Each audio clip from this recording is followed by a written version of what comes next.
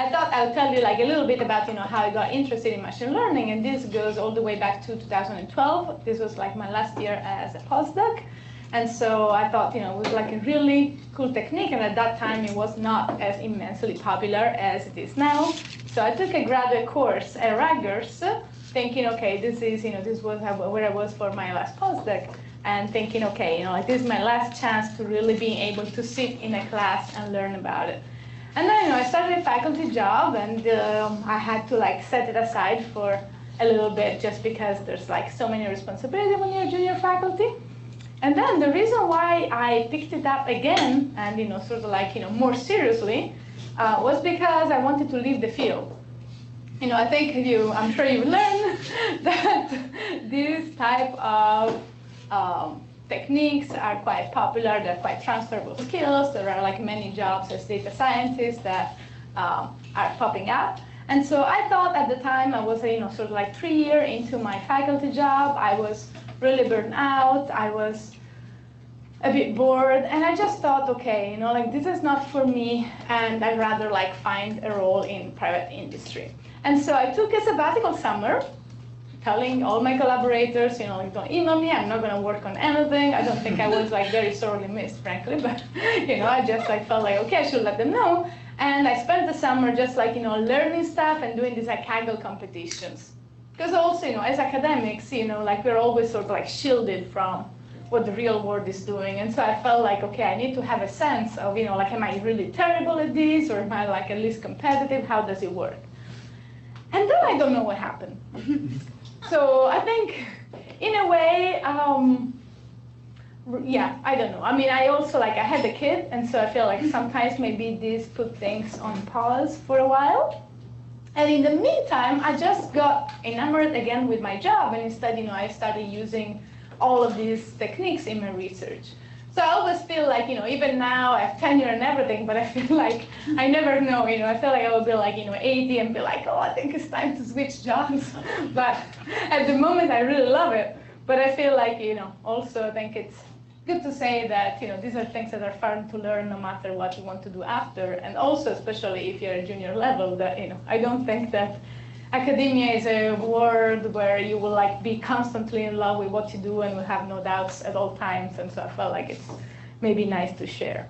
And now, instead, sort of one of the byproducts of all this is that we developed a new major in applied computational physics at our college. And so we thought, okay, maybe this is a topic that we can actually teach to physics major. And so I've been teaching this course in machine learning for physics and astronomy for 3 semesters now. And one thing that I hope to do next year that I'm on sabbatical will be to turn into a book, something that is free for students and available online. And so I guess from this perspective, if you have things that you particularly like or dislike about the content I will be presenting here, it would be great to hear. If it's negative feedback, feel free to give to me in private. But if it's positive, I would love some public praise. But in general, really, I'm really interested in knowing what you think works and doesn't work, because I think it could make that better. All right, now I think you can't do without the going around the room and introducing ourselves. So please do just even just your name and where you are and 2 words on what you do would be great. Thank you.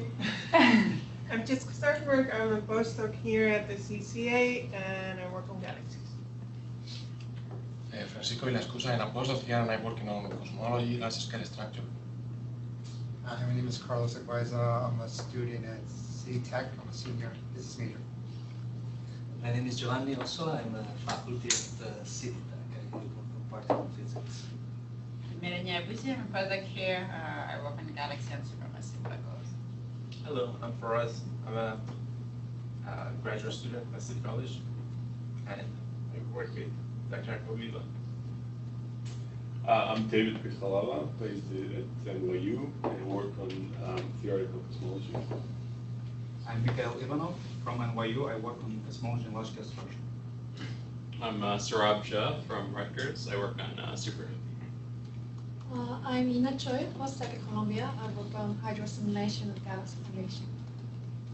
I'm Henry West. I'm at the Graduate Center, and I work on learning right now. I'm Matt O'Dowd. I'm a professor at Lehman College, and I do quasars and gravitational physics. I'm Justin. I'm an undergrad at the College of Staten Island. I'm a summer intern with Vivian. I'm Avery Kim. I'm a grad student at Columbia. I'm working on cosmology and galaxies.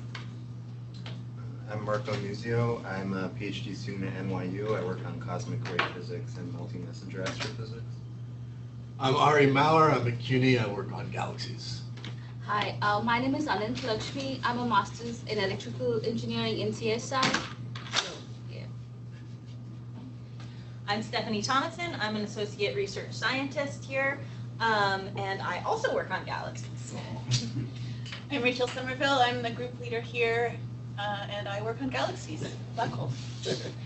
Hi, I'm Mehmet Alpaslan. I'm a postdoc at NYU. I too work in galaxies and large-scale structures sometimes. Well, galaxies are awesome. You want all of them. Yeah. Well, I'm Chris Pan. I'm a graduate student at Stony Brook. I'm interning with the CCM right now. Hi, I'm Austin. I'm a master's student at Rutgers, and I work on data vision and hopefully going to start working with galaxies. I'm Sabrina Apple. I'm a grad student at Rutgers, and I'm working on star formation. I'm Elena Massara. I'm a postdoc at CCA, and I work on cosmology. There's lots of seats up there in the front, And so also people may here, be more if you comfortable guys- up there. And you're welcome to use the seats in the middle as well. You actually have a good view from there. For better or worse. And let's see, we haven't heard from you. Yeah, I'm Bhavna. I'm a grad student at Columbia. I work here at the Galaxy Formation. Okay. My name is Dan. I'm a graduate student at NYU. Okay. What do you work on? General relativity and Shai Genner, I'm an associate research scientist at CCA, and I work on galaxies. And I'm Leia. I'm an undergrad studying computer science at University of Pennsylvania, and I'm doing some galaxy research at the American Museum of Natural History. Wonderful. Have you heard from everybody? I'm Eli V. Yeah, oh, sorry, Eli. That's okay. Eli V. Small, postdoc here, work on the first stars, supermassive black holes. All right, wonderful. So I have to say I'm very excited about, like the diversity of sort of like, seniority levels and research topics in this room. And I really look forward to harnessing your like knowledge and help in talking about these things. And I feel it will be, I really hope that this will be an interactive type of experience. So, please feel free to correct me if I say something wrong, to ask all the questions that you want.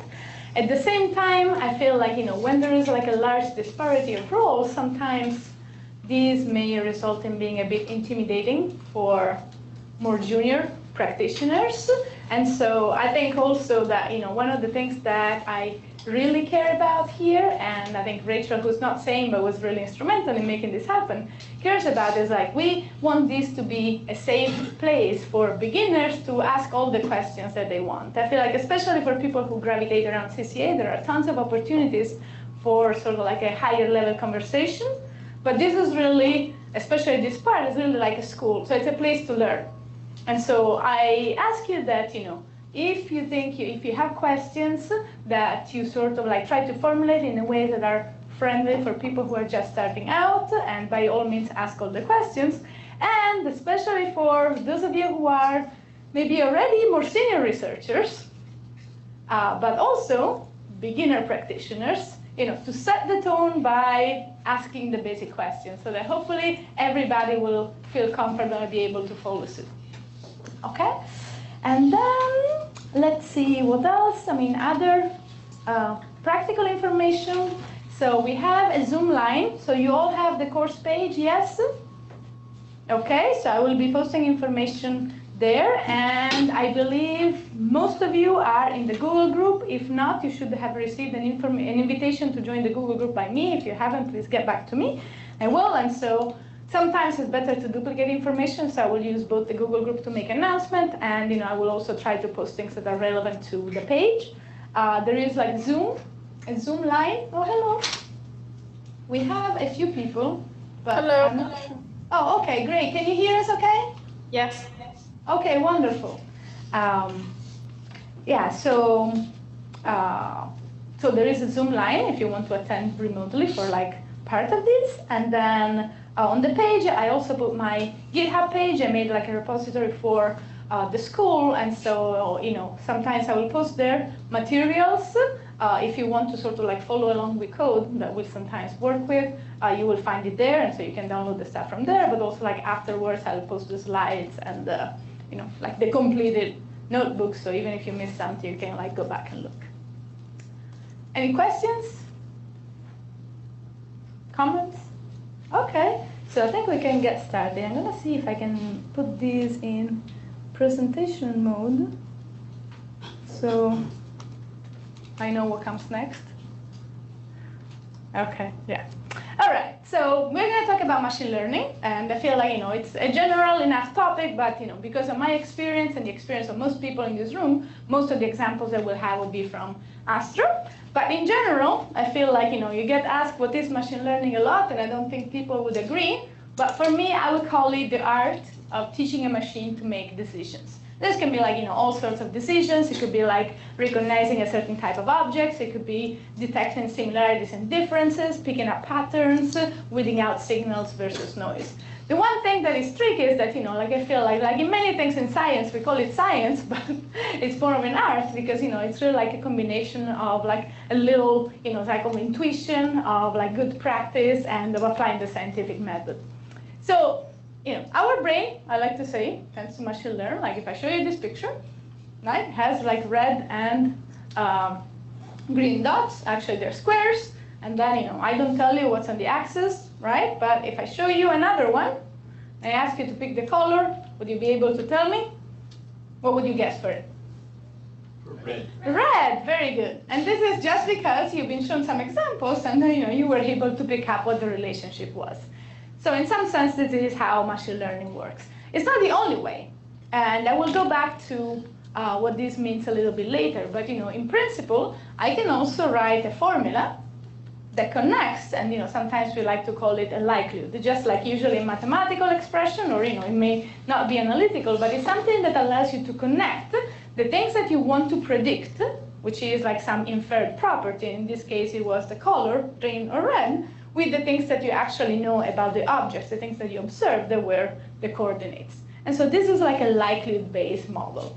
And so in machine learning algorithms, what you have, or what you are provided with, is some sort of implicit model.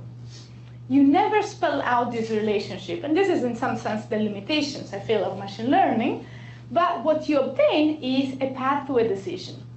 If I show you, you know, without even writing that formula, without spelling out what that is, if I show you this object, now you're able, just because you've been shown previous examples, to tell me whether it should be red or it should be green.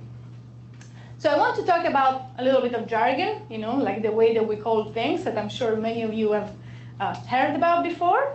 So one thing actually I will also say is that I'll be quite pedagogical, and, you know, this is in the interest of being friendly to beginners. And so if I bore others of you, I apologize.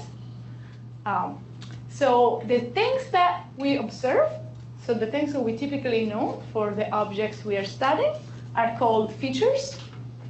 And I feel like, you know, in astronomy, we tend to call them like observables. And then usually when there is, you know, like we are using these methods to learn about something that we don't know. Like, you know, in this case, we wanted to know about the color, for example. If you have like other problems in astronomy, you may be like trying, for example, from a certain observation of some like bright source in the sky, we may want to know, is it a star or a galaxy?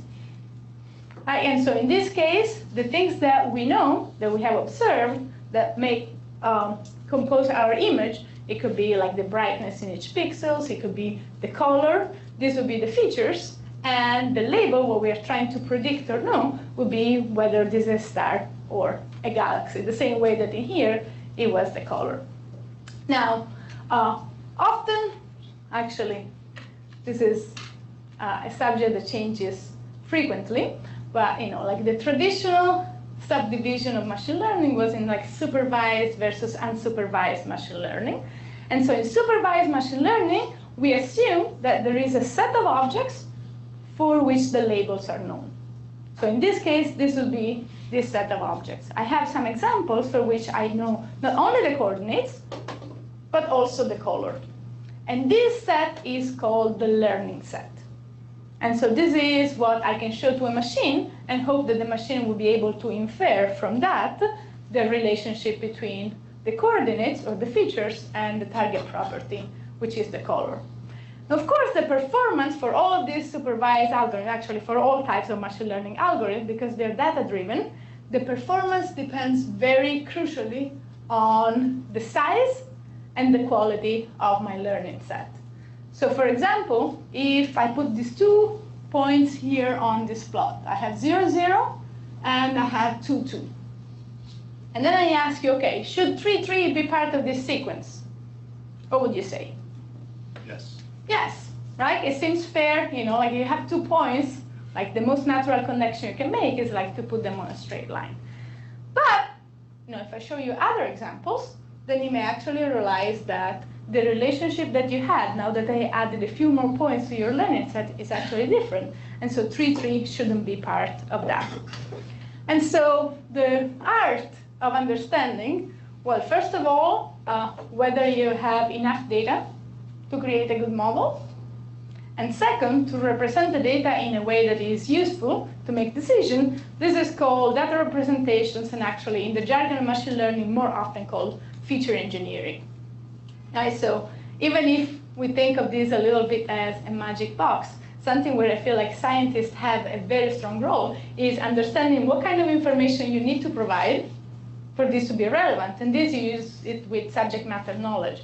Right? If you're trying to distinguish between a star and a galaxy, and you provide information that are not relevant at all for that distinction, it's not that a machine can operate magically. And so I feel like understanding what information you need to provide and how to present that information in the way that is helpful, I feel like it's something where, you know, data scientists and scientists in general have a strong role.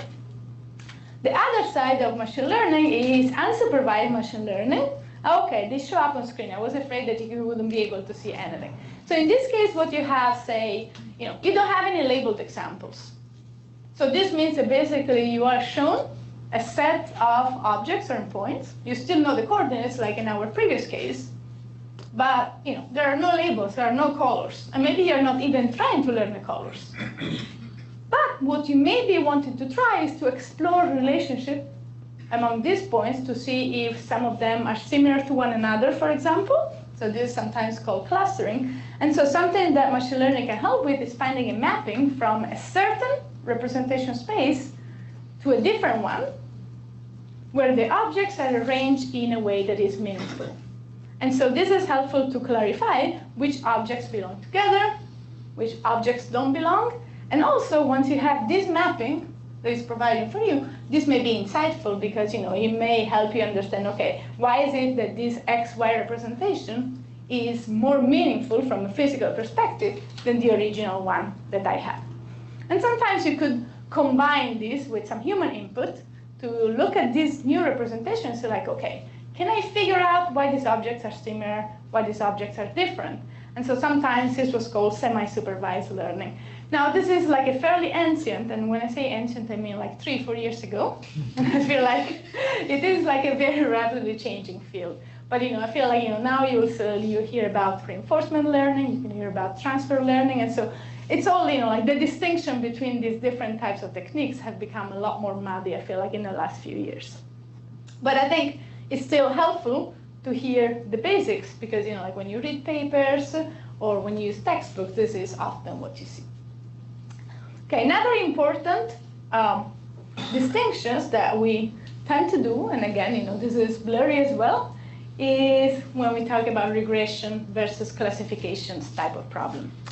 So when we mention classification, this means that the feature, actually I should say, the target property that we are trying to determine is not a continuous variable, but it's a class.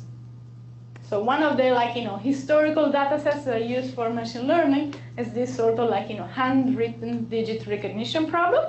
And so in this case, this is a classification problem because I have how many possible outputs?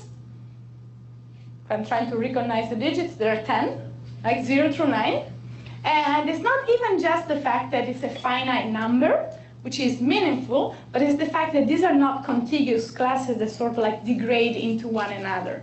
Because, you know, if your classification were like all the natural numbers, like if your possible outputs were like all the natural numbers, this would still be a classification problem just because they are distinct. It's not that one turns into two, and so, you know, it's not true that two digits that are close to one another in this representation space, they're not similar.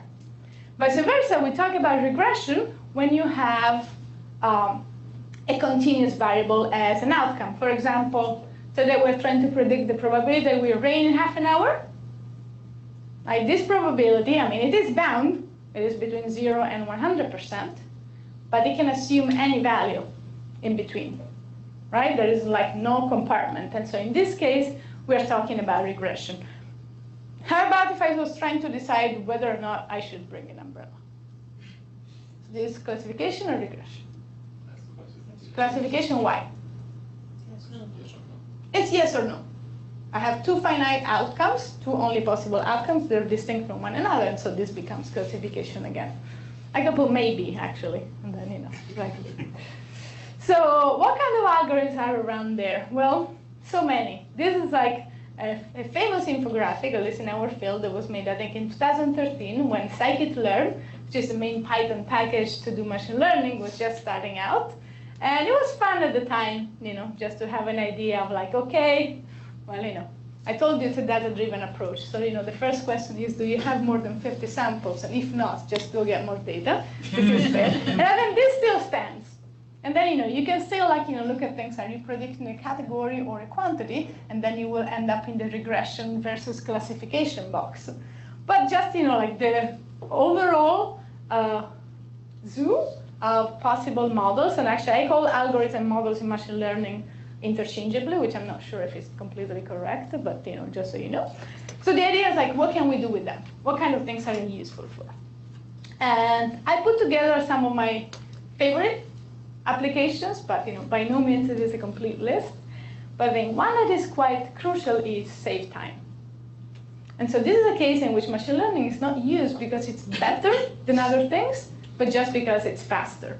So in astronomy, one of the first applications, and when I say first applications, I should say the first well-known applications, because there were people doing these things like, you know, 20, 30 years ago. Neural networks are actually nothing new. But one of the first one, which is like about a decade ago, to become quite popular, was the idea of having automatic classification of galaxy morphologies. Like, you can look at different pictures of galaxies, and you can see that they look different from one another. You may want to know, okay, are we looking at things that has, you know, exhibits, for example, like spiral arms? Do they look all fluffy with no evidence of structure? Are they like a spiral but seen sideways? Is there dust? And so these kind of questions are best answered by trained humans, graduate students typically. But at the same time, you know, since these are also people who have a life and need to graduate, now that we have like data sets with millions and billions of objects, it's just like not feasible anymore to ask actual people to give their opinion, even if this is the best possible method. So what can you do instead? Well, the first thing that was done, and was actually super popular, was to harness the power of citizen science. And so the first in this, like, you know, many successful set of projects called Galaxy Zoos was, you know, asking the public to take a look at this picture and to answer a set of questions. And then you can sort of like stack together the opinions of several people. And if you get to a consensus, then you have your classification. And of course, you know, asking many, many people to look at 100 images is much better than asking a few people to look at thousands and thousands of pictures. Or the other idea could be doing automatic classification using machine learning. And so in this sense, you can use as a learning set the classification that have been provided by these like trained humans. And this should be your gold standards in, you know, like having, you know, putting together a set of examples for which the answer is known, and then you can train a machine to do that for you. Is it going to be as good? Actually, The answer has been no for a long time, but I think in the last year or two the answer is yes. I think at least machines are better at classifying galaxies than not specially trained humans. So people who are smart, but maybe they don't have formal training in astronomy so they can pick up details. So it's quite impressive. Another thing that I like is to provide an alternative to models, sort of like, likelihood-based scenarios that are simplistic. I like to phrase it that galaxies are not spheres. And so in this sense, every time that we describe a very complicated object like a galaxy in a very simple way, which is, with a few parameters that we can describe, we are making a huge simplification. And it's not just a problem that we are simplifying. Simplifying is part of the games, right? This is like something that would have like billions of variables to be properly described. The point is also that we are biasing our inference by choosing which parameters we should use. So an example of that in which I feel like machine learning models have been quite successful is to determine the distance of galaxies. This is called redshift by astronomers. And so when we look at things, we do have learning set provided by spectroscopy that gives us a very precise idea of the distance to a galaxy. And we can try to do the same thing using imaging or photometry. And we have many model-based techniques. Like we have models of how the spectra of these galaxies should look like. And then we also know what is the effect of redshift on the spectra. They are basically stretched and dimmed. Dimmed because they're further away and stretched because of the expansion of the universe. So this is something that, like model-based technique should get pretty well. But it turns out machine learning methods that use spectroscopic redshift as a learning set are typically quite a bit more powerful and accurate. The reason for that is that probably there is just something in our space of models that we are not getting right. And it may be that we know we are good in modeling one galaxy, but we don't have an idea of overall what galaxies look like. This same would the equivalent Bayesian statistics to say that we don't have good priors. But whatever the reason, typically these machine learning models based on empirical examples tend to work quite well. Something that we did recently was also looking at star formation histories of galaxies. And this is a figure that shows you, this is like a realistic star formation history from like a semi-analytical simulations. It tells you how galaxies are assembling their stars, and you can see that it's like a complicated curve. Now, when we model them, we are forced to pick often something like a functional form for that star formation history. This is fair. This is a way of turning like a complicated parameter space into something simple that we can describe with just one or two variables. But you can see here that this is like, what's inferred by different models. And you can see that it's quite different from what the truth was. So recently we've also tried to use machine learning techniques instead to look at doing this from a data-driven perspective, although the training is still done on simulation. Another thing that is, I think, meaningful is making problems more tractable. So an important thing is dimensionality reduction. Actually, if I have to bet on which type of methods will actually be the most crucial in the next decade, I will bet on these just because we are being inundated with data. And I feel like, when I started out working in a CD fitting, the problem was always like, okay, can we be accurate enough? We need our parameter space to be bigger. We are not modeling things precisely enough. And now our main issue is how do we store the information? And so we went from having discussing at conference things like we need to provide full probability distribution for the parameters because we can't just have some sort of best fit with an error bar, just completely fair, to now what's the best way of summarizing that information about that probability distribution, and now we know how to find with 5 numbers, just because otherwise we don't know how to make these products accessible to people. And so I feel like, understanding how to compress information without losing it, I think will be quite important. And so here, for example, you can see, a set of data. This is data that are originally in 3 dimensions, right? But you can see that because there is a structure, really, it's possible to map this 3D space to a 2D space without really losing information. So this is one possibility. Do you think it's good? No. Not great. I wouldn't call it like great data representation. So, it's not like whatever you do is going to work, right? But, this one is a little better, and this is actually the best of the four.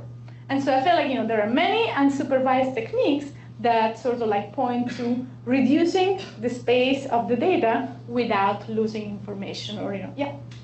Should I be able to tell by eye which one of those bottom two is better? No. No, okay. No, yeah, All right. I just When you said- like when you happened said to that, know I when this was mapped that that was the case, but no, Okay. absolutely no. Thanks for the question. And another thing that I like is that I feel like machine learning is much more resilient to mixing and matching. Like my background is being like in spectral energy distribution fitting of galaxies for a long time. And I mostly work with photometry. And then I know that, if you had two different types of data, like, imaging and spectroscopy, writing the combined likelihood for these two becomes a whole different beast where we have like relative weights to take into account and, like different contributions to the likelihood and, and different priors that are mixed together. And modeling this is quite complicated. While I feel with machine learning techniques, you can just sort of like, have a bigger space of features. And as long as you have like a good training set, which is like, the big deal there, I think like, this is much less of an issue. And finally, another one of my favorite, and something is becoming increasingly important, is that I think many of these techniques are quite good at detecting the unexpected. And in general, when you do model fitting and you're looking at a large space of data, you will look the things that you're looking for, that you're aware that they exist, or you can find something strange. But actually, many of these techniques are very effective at quickly detecting anomalies. And so, for example, in all the astrophysics of transient objects, or even in like doing things like, detecting failures at your telescope, I feel like that these will be quite important. And so here is a fun exercise for you. I think somewhere in there is something which is not a bunny. Can you find the not bunny?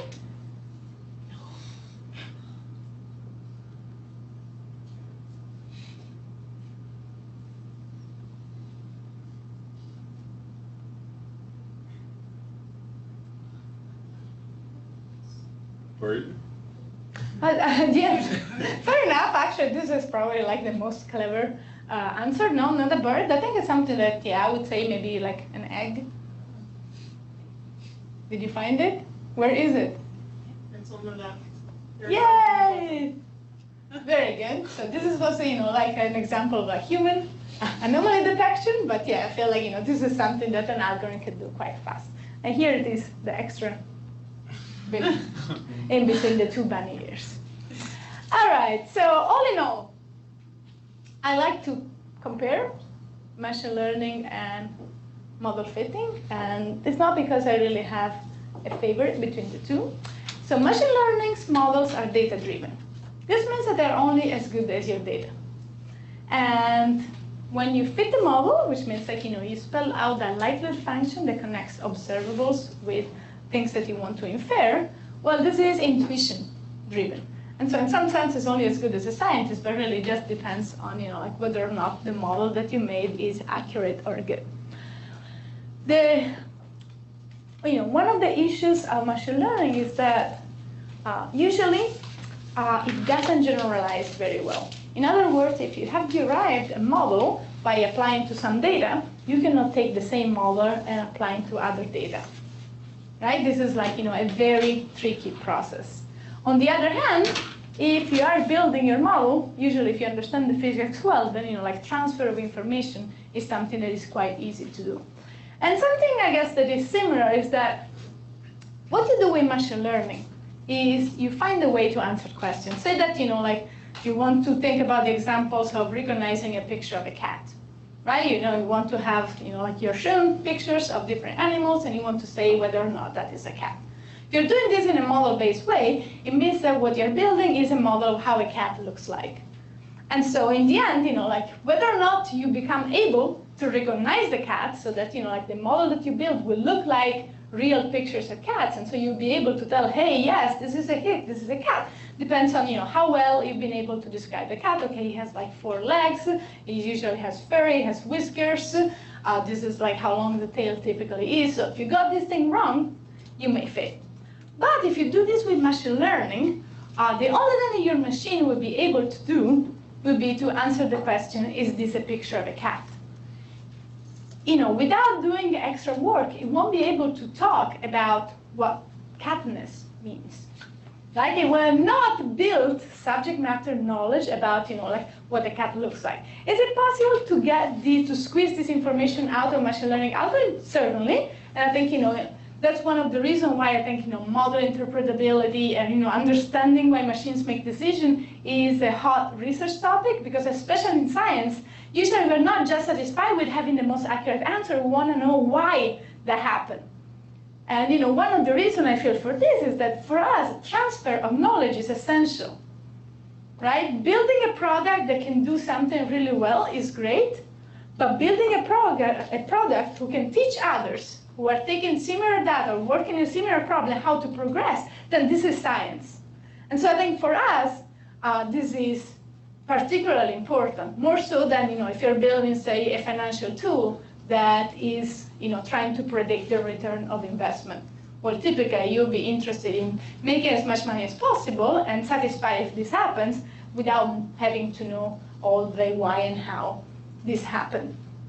And then, there are other, I think, in many applications, machine learning may be faster than doing like model-based inference and other things. But in general, I'm a big fan of using both of them, because I feel like they often address different aspects of problems. And so the way I think about these tools is not something that will substitute other ways of doing science. It's just like another things that we know. For those of us in the room who are of my same generation, I feel like at our times we had to study numerical recipes. There was this like big book with like these routines that you were supposed to know. And I feel like for me it's the same. It's just like a set of tools. There's like no magic. Most of it, honestly, is just like nicely packaged linear algebra. And so, like all that these models can do is to build a nonlinear relationship between input and output, but just like, in ways that tend to be powerful. All right, how are we doing so far? Questions?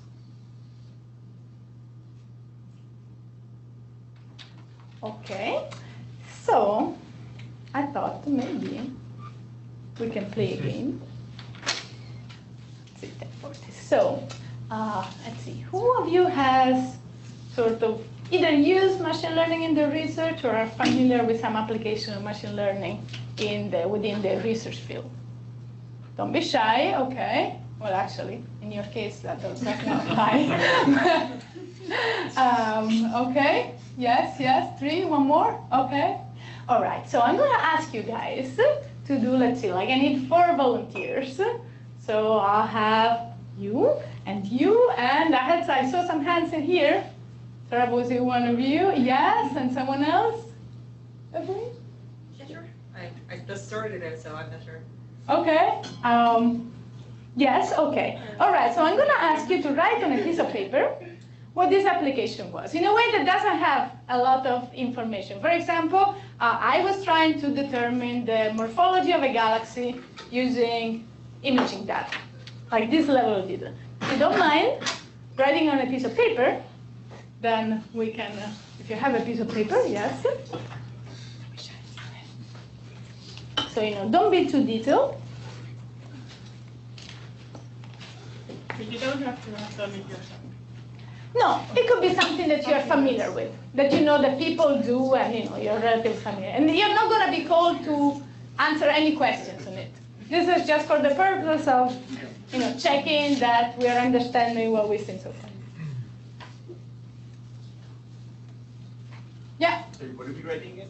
You're writing what was the problem that you were trying to solve. Like not many details. At the level of I was trying to recognize cats and dogs using SPSS. or other things that you may have done, I don't know.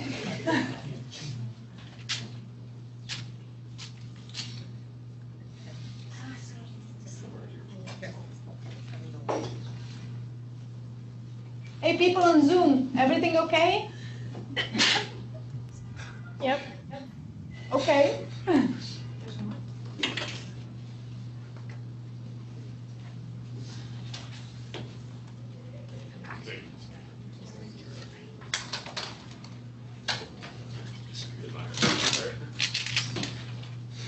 All right, did you write? Almost. Okay, you can fold it, then we'll put it in the great hat of science, so we don't know what is what. Thank you. Thank you.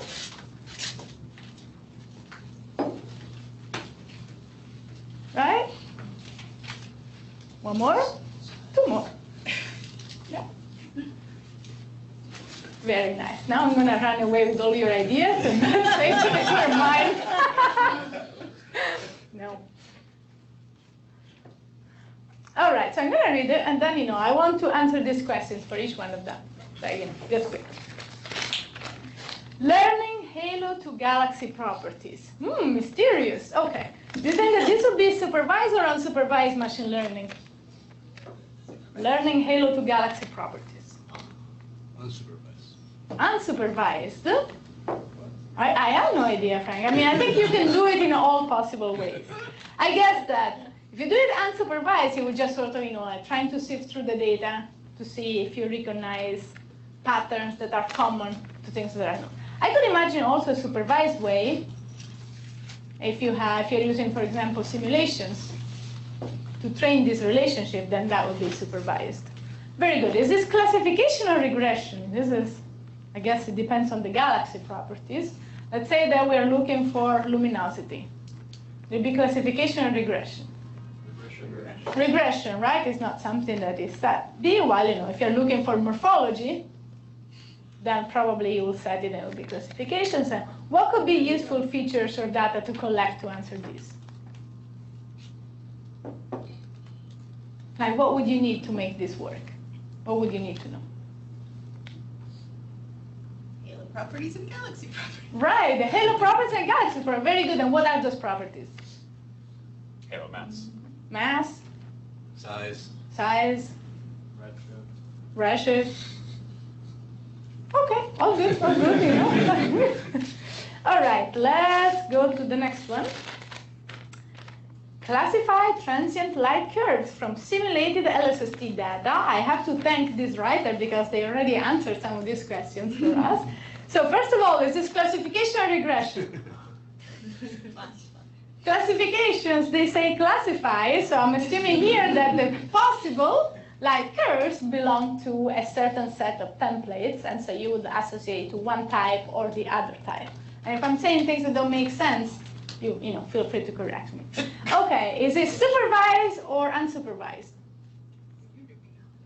Classify transient light curves. So this is light curves, so like transient objects that tend to have like high variability in time, from simulated LSST, Large Synoptic Survey Telescope data. So supervised, why? They're telling us that they're using simulation. So this means that this relationship that they're looking for is being shown how to happen in simulations, and that's what you can use. All right, and then what could be useful features to collect? Right, the light curves, and this is in some sense, yes, the light curves are our observables or the features, and then from there, and I guess like from the way that LSST will observe them. So far, so good? Okay, next. Classify Lemon Alpha and Oxygen 2 galaxies from HETEX data. HETEX is the Hobby Eberly Telescope Dark Energy Experiment. All right, supervised or unsupervised? Supervised. It's probably supervised. I can imagine this, if you have like only like two possible classes of objects, I think that one, in the data themselves, one could also take an initially unsupervised approach to see if they cluster in a way that is surprising to you. And then just because, like recognizing two groups is fairly easy, then, you can try to peek and put labels on like some objects on each group. But I think this was originally supervised. Is it classification or regression? Classifications, only 2 possible outcomes, very good. And what could be useful features to collect? Spectra. Spectra, very good. And so, and I think, this is like, very important because, we collect the spectra, but then when we input them, when we turn this into features, there are many ways in which we can provide a spectrum. We could decide that we are just going to report like, every single measurement, and so I will have as many elements as resolution element in the spectrum. Or I could decide that, a lot of this information will not be related to this particular problem, and so I could just select, for example, the strength of some emission lines, the equivalent width of some emission lines, or like some other ratios that I feel like would be important. Because it's quite likely that a lot of like noisy parts of the spectrum would actually not bring extra information. So yes, it's spectra, but then like from there to what you want to give the machine, that's actually a tricky question. All right, next. Classify. No. Machine learning abundance matching, determining galaxy properties based on the matter halo properties. We've done this already. We learned about it, so very good. I wonder if was it also supervised? Yes. Maybe. Oh, based on dark matter halo properties. Okay, I was reading something different. Okay, so we said that this is probably something which, if we're training on simulations, it's going to be supervised. It's like regression problems, because usually the properties are not bound to belong to certain classes. And we'll have the galaxy properties and the halo properties. And finally, measure the angular momentum of simulated galaxies using mock integral field spectroscopy. Okay, very nice. Supervised or unsupervised? Supervised, because I think when we use mock integral field spectroscopy, it means that we're using some simulations of data to learn. Is it classification or regression? We're measuring the angular momentum. Regression. Regression, right? Measuring something I can assume continuous values. And I guess the features or data that we like to collect are the mock spectroscopic observation. And then again, whether or not it needs to be processed depends on what the problem is like. So far, so good? Okay, very nice. Thanks. Question. Yes. So I'm making a link that I'm not sure is a good one between supervised and unsupervised and classification or regression. Mm-hmm. If I'm classifying things in a set classification scheme, like it's barred, spiral, spiral, or elliptical, does it end up having to be supervised because I know what I want it to classify it into? I can't just let it do whatever it wants. Does it have to be supervised or not? I think this is fair in the sense that usually when you when you do like, unsupervised learning, often you're doing one of these two things, either dimensionality reduction or clustering. If you're doing clustering, I mean, there are ways in which you can sort of try and specify which metric you want to use to say that these things are similar. Right? So you don't need to use like an Euclidean metric in the feature space so that each one weighs the same. At the same time though, if you know already what your classes are going to be, typically this comes from a process where you have looked at things and you have decided that those are the relevant classes, and so you want to know whether or not an object belongs to that. And this is a supervised problem. So I think that you are basically correct. In most cases in which the classes, not the number, but the classes themselves are predetermined, usually they come from intuition. That intuition is typically supervised. Okay, thanks. Good. More questions? Bless you. Comment? Yeah. Couldn't we think about the clustering problem as classification? You don't know the classes. Yes, yes. It would be unsupervised. Right, yes, but I think like a question was like, if I know what classes I want, then this I feel like is supervised. But yes, you can do classification with, so in most clustering algorithms actually, in some of them you have to specify how many classes you want, like the simplest, but in many others you can just ask for clustering and sort of like, let the algorithm figure out how many classes they have. And you don't know what you end up with, so yes, that's super fine. Anything else? All right, so for the time being, we'll focus on supervised learning, and then I really hope in the end to have like 1 or 2 lectures on the other stuff.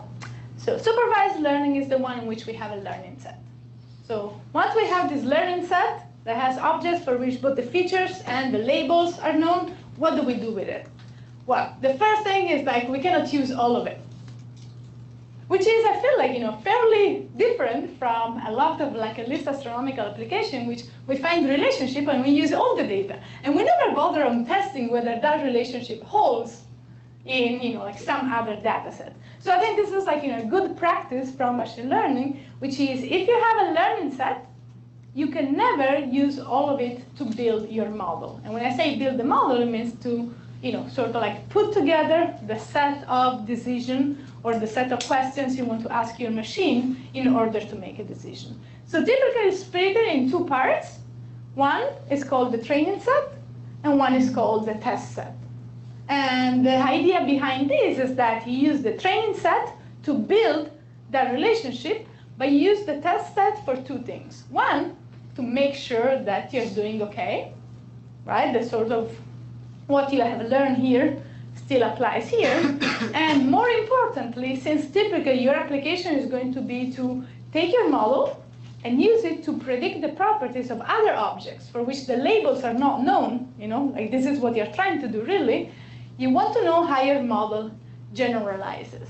And so by keeping this test set aside from the model building process, what you're doing is that you're reserving a space to which you can apply your model, see how you're doing, and provide an idea of how your model would perform on previously unseen data or objects. And so this is quite important. Otherwise, you'll be too optimistic. If you're looking at a performance on objects that have participated in your training process, this means that your algorithm has seen them before. It knows what their labels were. And so this is not fair.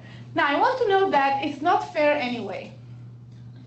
Even when you do this split, something very important is that these objects, they're typically like randomly selected, but they all come from the same distribution. And so I think it's, it's all good and fair to say, okay, the performance I obtain on my test set gives me an idea of how my model would do on different objects. But then every time you really take your model and you apply it to a new data set, it's quite unlikely that these objects and these objects will be exactly the same. You could and should, of course, like go to great lengths to ensure that these are similar enough. For example, if you're looking at galaxies, you will know that if you have obtained a model that works for like, very luminous, high redshift galaxies, then probably they're not going to be, or like star-forming galaxies with high redshift. Probably you can't just take it and apply it to quiescent, low redshift galaxies and expect that the performance will be the same. But this is really, like the generalization is the trickiest part. And so I really want to make the point that even if this is like a good practice, most likely when you apply your algorithm to different objects, there will still be a degradation of how your method works. But anyway, so let's see, what does it mean that we keep a test set for ourselves? So here, this is the teacher's answer key, and the teacher has lost the little algebraic operation that go in there. And so you have like 2 objects only as your training set, but let's see if you can figure out what the relationship is. And so these are your features, this is your output.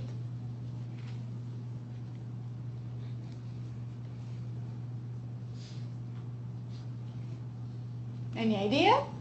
What do you think is happening in between to make this work?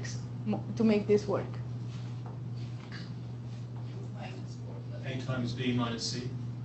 A times B minus C. So okay, let's see. So 2 times 4, that would be 8, minus 5, that would be 3. Okay, 5 times 2, 10, minus 8, 2. So that seems to work. Now, of course, I should have been like, more tricky and put something that doesn't work, but I couldn't. So let's see. Now this is the test set, and so let's see if this still works. 2 times 2 minus 1, that's 3. and 4 times 2 minus 2, that's 6. So fair enough, this works. And so, your division basically, provided you with a way of checking that your algorithm was correct. By the way, when I was doing this, then, I was like, oh, how can, can machine learning algorithms do arithmetics? And then, I made a whole notebooks in which, I was asking like random forests to actually take things like this. And it's kind of interesting. Maybe I'll show it at some point because, of course, arithmetics seems like something that is extremely easy to model. But unless you're using a model that really understands what arithmetics means, and so you will choose this relationship, even something relatively powerful like random forest will never get the results right, and we always come up with something like 3.2, or like 1.9. Well, if you use linear regression, of course, especially if you have addition, that is something where you get perfect results. So I thought it was a neat way of saying, really, you should know what your data looks like before you pick what methods you want to use. And even the most powerful one are not necessarily great choices for simple problem. And thinking about what could work, I feel like is more impactful. So anyway, let's say that you have now built your model. You have divided in training and test set, and then from a programming perspective, this is something that is done with 2 lines of code. And I will show you. If you want, you can look through it. So at the end of this, if you want, you'll have a collection of different notebooks where you have implemented a bunch of these. But then you have built your model. So what do you do? And so I feel like a big thing is how do you diagnose your algorithm so you can understand what is it getting right, what is it getting wrong, and how to improve. So as we mentioned, the goal of splitting your learning set in training and test is that you want to be able to evaluate the performance on examples that were not previously seen. However, it may actually be a good idea to pick more than one training and test split.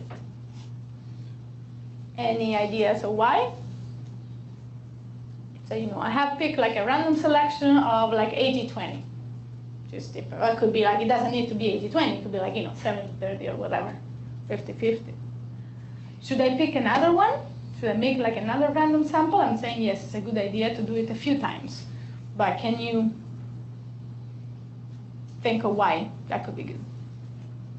Your test set might not be representative of your full. Right, so this is quite important. So, and this is especially important when I have either a very imbalanced or a not very large data set, right? Oh, am I able to open this? Right, so if you have a data set that has a lot of crosses and just a few dots, and you use, you may end up, it's not a terribly imbalanced data set. Maybe these are 20% of the total, but it's quite easy if you just pick one random selection of training and test to end up with something that is quite different from how your entire, actually this is not particularly different, but bear with me.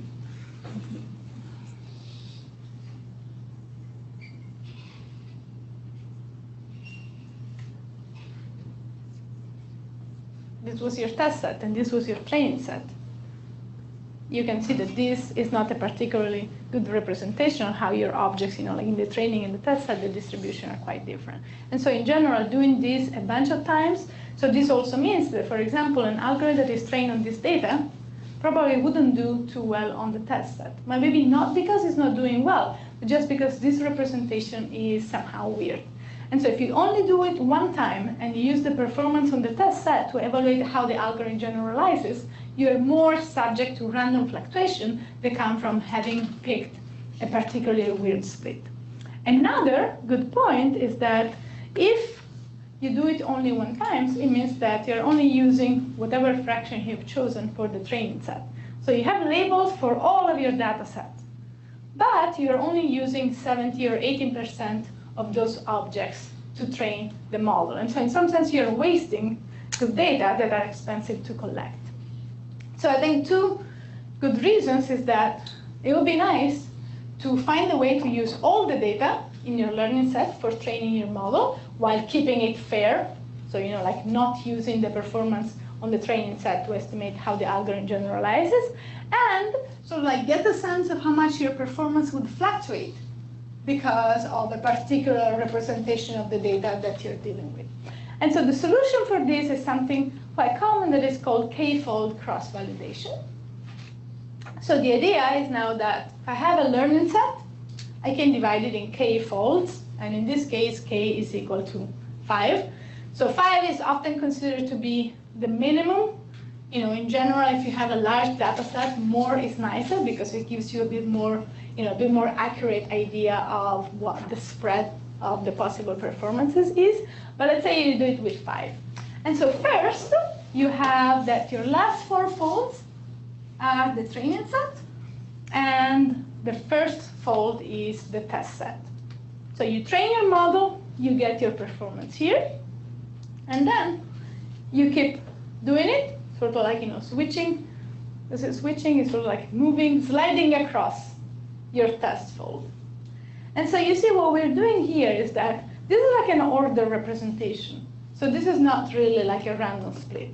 And so the 5 folds that you obtain exactly overlap to give you your full learning set. So this means that basically each one of the objects is treated fairly because it will appear, it will be part of the training process 4 times, part of the testing process 1 time, but also the performances that we get will be the average of the 5 that I get on my test set. So I'm not being overly optimistic because in each case I'm looking at how the algorithm does on the object that have not been part of the training process. Yeah. Is this better than sampling your full learning set randomly 5 times without replacement? I think so, just because I feel like in this sense, like every object is weighed exactly the same. So in practice, I think that there is not a huge difference. So for example, like I have like some utility functions I use for myself all the time, which is just like I do it randomly 5 times because sometimes it's just easier and faster. But I feel like, in principle, I feel like this is like the fair way of doing it. So each object has equal weight. And then you pick the model that does best. Well, in this case, we're not at optimization yet. This is something that I'll talk about in the next things. So how to optimize parameters? Well, this is how you would do it. But if you do that, if you're also tuning parameters at the same time, then actually using these test scores becomes not fair again. Because every time you optimize parameters, then this means that you choose the parameters here that gives you the best performance here. And so there is leakage of information between your parameter tuning procedure and what is happening here. So the fair way of doing this, that we will see, I don't know if like, next time or the other one, is something called nested cross-validation, which basically you have to do this process 2 times. So first you have like your normal thing, and this is like to estimate what the best parameters are, and then inside of each training set you redo this process, and this ensures that this outer fold doesn't know anything about how the parameters were optimized, and so that gives you like the right generalization error. Sorry. Yeah. I think it is something. Here you get your 5 estimates Yes. of the Yes. quality Yes. of your.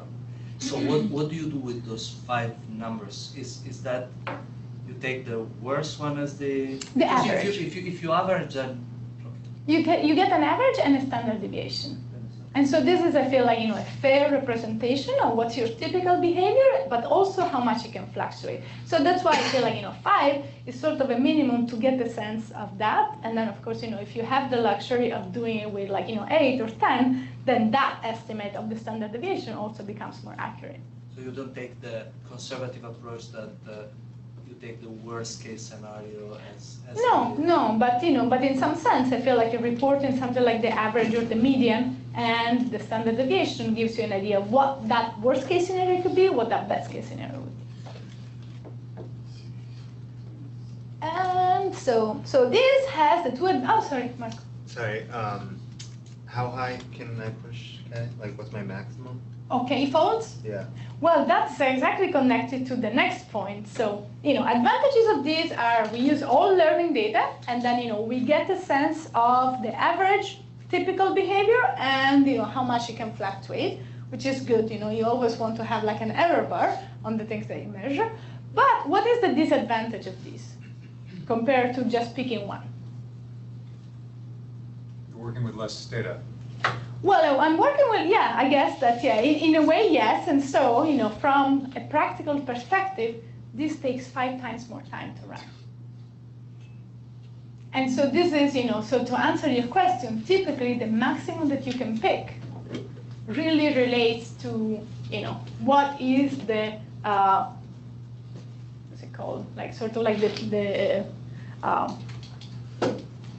I can't think of the word, but let's say the like time consumption of the algorithm you're working with. What's the size of your data? If your algorithm takes 10 seconds to run, you can probably go as high as you want. I mean, there will be like a plateau, right? At some point, once you reach, like 8 or 10 folds, I imagine that your average and your standard deviation will stabilize. And so, you want to be right there ideally. But there are also cases in which, if you're dealing with like a very computation intensive problem, you don't have the luxury to do even 5, and you may settle for 3. So I feel like in general, this is where the issue comes from. I don't think that there is a theoretical maximum. Like typically after 8 or 10, you find that it plateaus somehow. Yeah. Does it also depend on, would there be a minimum number of samples that your test piece can have? Yes, that's a great question. Yes, I think in general, one of the issues we have is that for this to be representative at all, each one of these should be fairly populated. And so if you're dealing with a data set that is in itself small, then probably having 4 subdivisions is better than having 10, just because otherwise, as you say, you will have a very small number of objects. We can, we tend to skew things in many possible ways. I mean, there are ways. For example, like that I haven't mentioned here, so rather than having k-folds, you can do something called stratified k-folding, in which you try to keep the distribution of objects of different types similar in each one of the folds, and that sort of helps you with very strong fluctuations. But still, if you have few examples, probably you want to go with fewer subdivisions.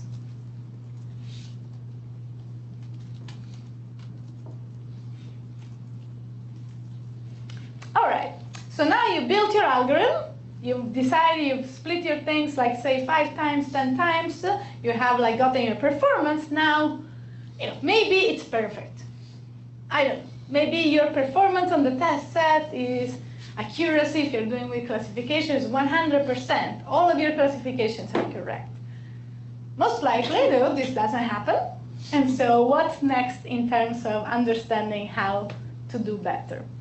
So the two big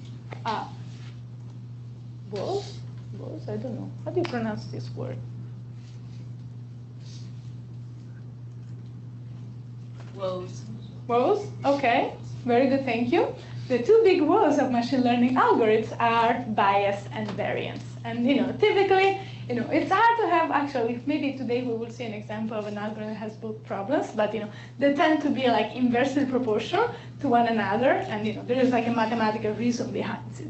So we talk about bias, or just being in a high bias case, when the algorithm that you're using is not able to capture the complexity of the relation between input and output.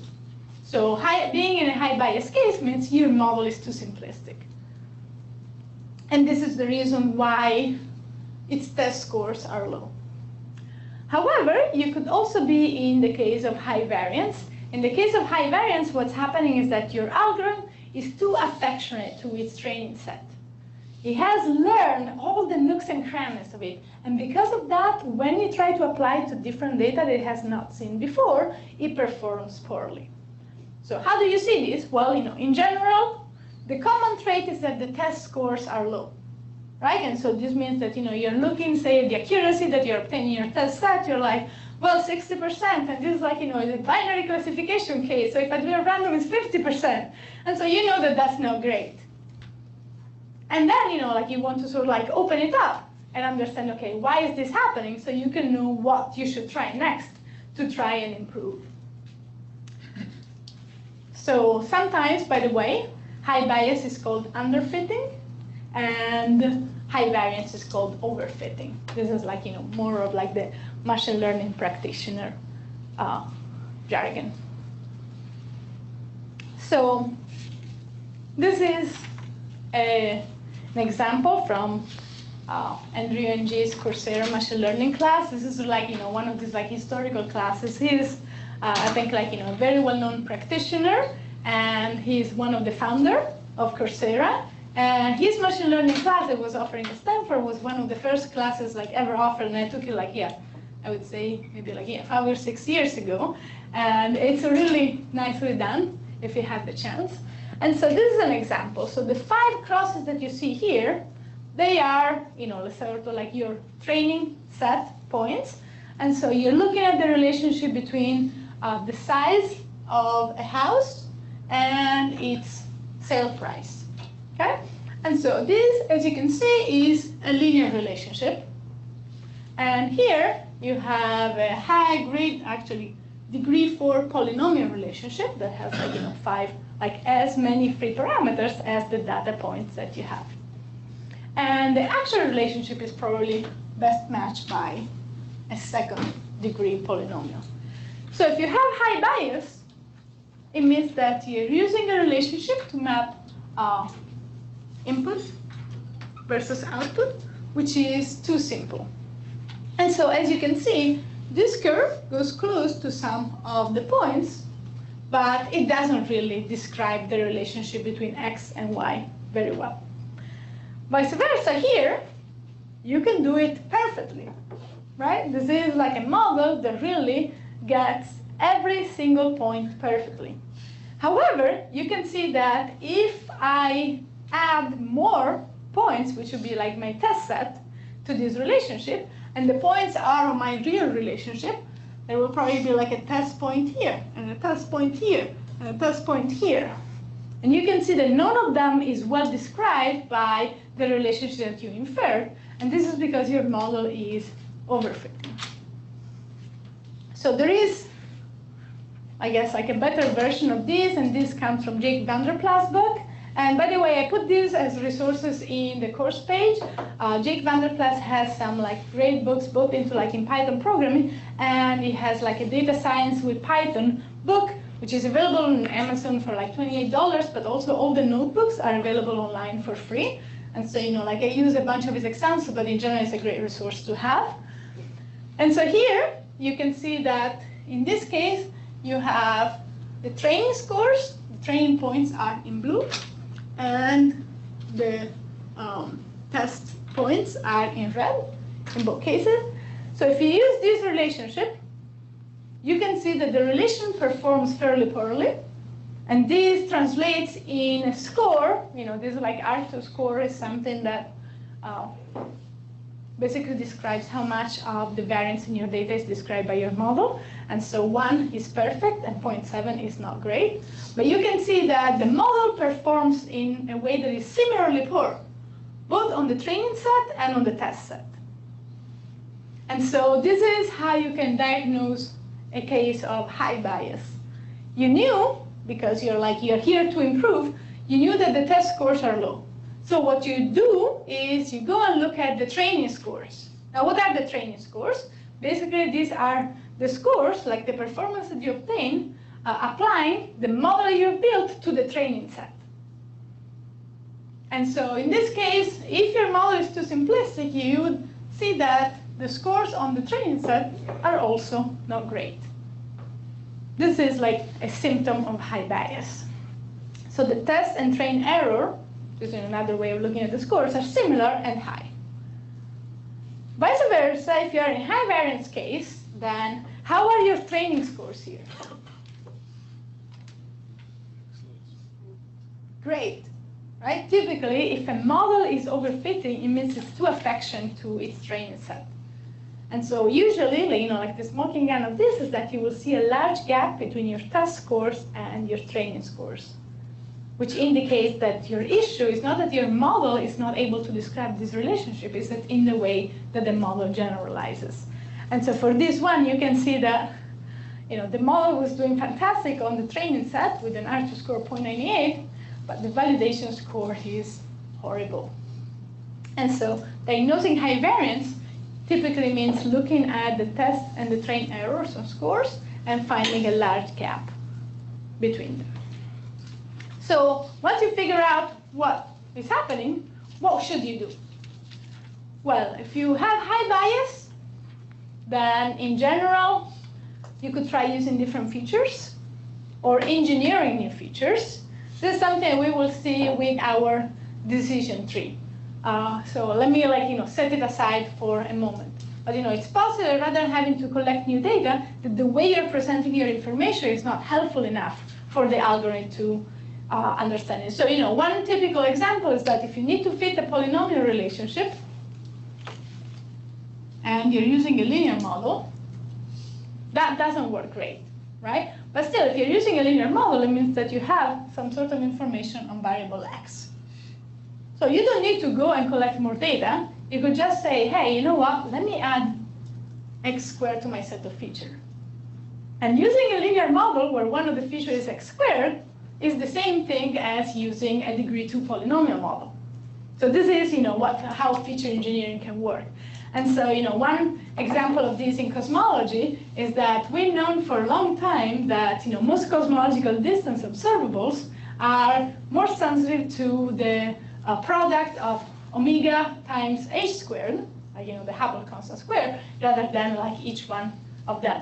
And so understanding what variables correlate best with your output and providing those as input is also something that can improve a high bias problem.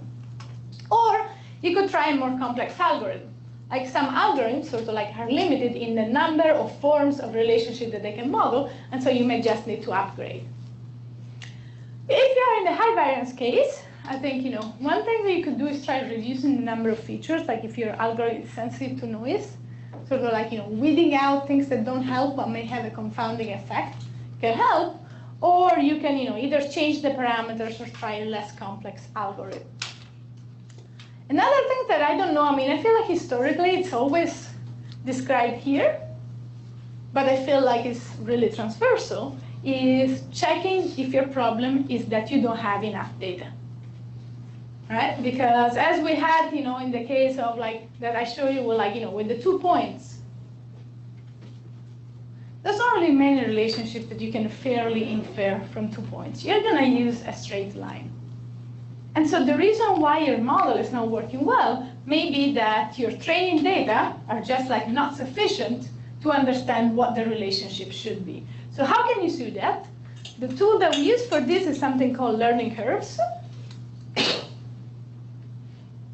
And so the idea is you could plot both your test scores and your training scores, but really typically the test score is already sufficient, as a function of the training set size. So let's say that here this is a fractional 1, you're using all of your points, and then you could see what happens if you only use 80%, if you only use 60%, if you only use 40%, and so on. And so the behavior that you expect is that when you have few objects, your test scores are going to be low.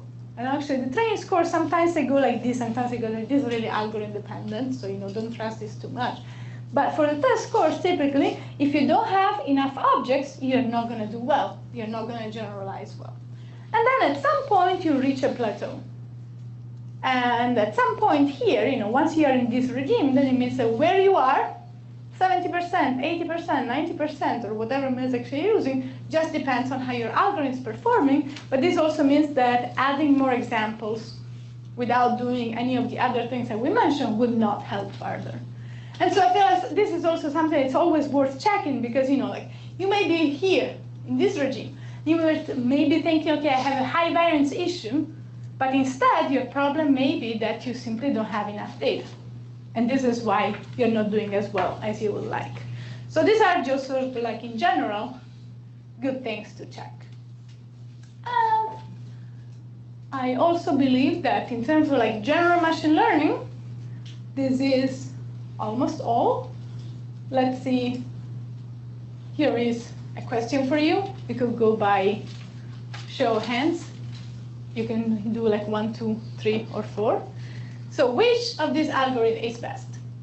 An algorithm that has high bias and low variance, an algorithm that has high variance and low bias, an algorithm that has the lowest gap between train and test scores, or the algorithm with the highest test scores? Okay, vote 1, 2, 3, or 4. Don't be shy. Yes, all the hands. Okay, I think that there is, a little bit of uncertainties and also some abstainers, but yes, in general, you always want 4 is the correct answer, but I feel like 3 is always a very tempting answer. And so in the end, like when you're making a model, typically all you want to know is like, okay, when I apply my model to new data for which the labels are not known, so I'm predicting them, how well am I going to be? So all of these is just diagnostics. If you're not happy with these, then you want to open it up, understanding where these errors are coming from, and then that gives you an idea of what you can do to reduce the error and improve the test scores. But once you have something that you're happy with, you don't care of like what is happening behind the scenes. So it's great to improve, but then you will always pick the algorithm with the highest test scores. If you're like looking at a bunch of them and picking. Yes. I learned that there's a various like scores. Yes. With learning. Like yeah. Like which one is the most trustworthy scores?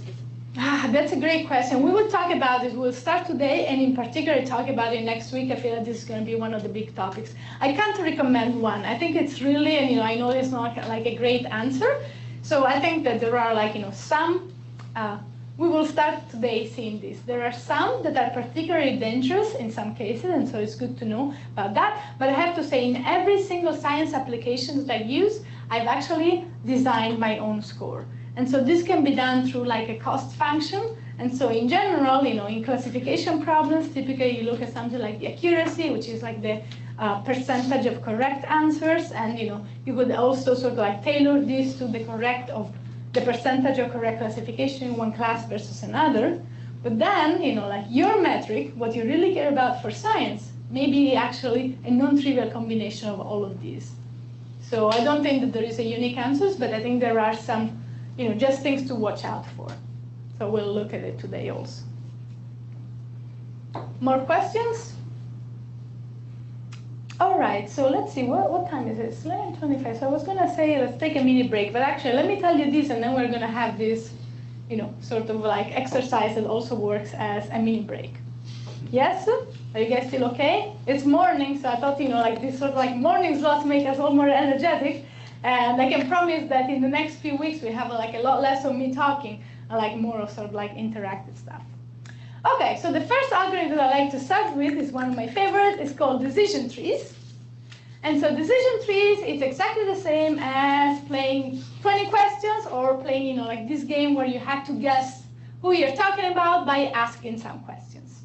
The simplest trees are binary trees, which means that at each stage you are only allowed to ask questions for which the answer is one of two. So if you're looking at a categorical feature, the split could be, yes or no, or it could be like, I don't know, like big or small, or, it could be like in this case, like dark-haired or fair-haired, but you're not allowed to ask things that have like more than two answers. And if you're looking at numerical features, then typically you split on a certain value. For example, you can ask, is this more than 100 or less than 100? But at each time, basically, that you proceed, you ask a question that divides, your data sets in like two possible answers. So in this case here, what shall we ask? What's an allowed question? See if you have to guess, like if you have a card and like your opponent has to guess, you're the opponent, what do you ask?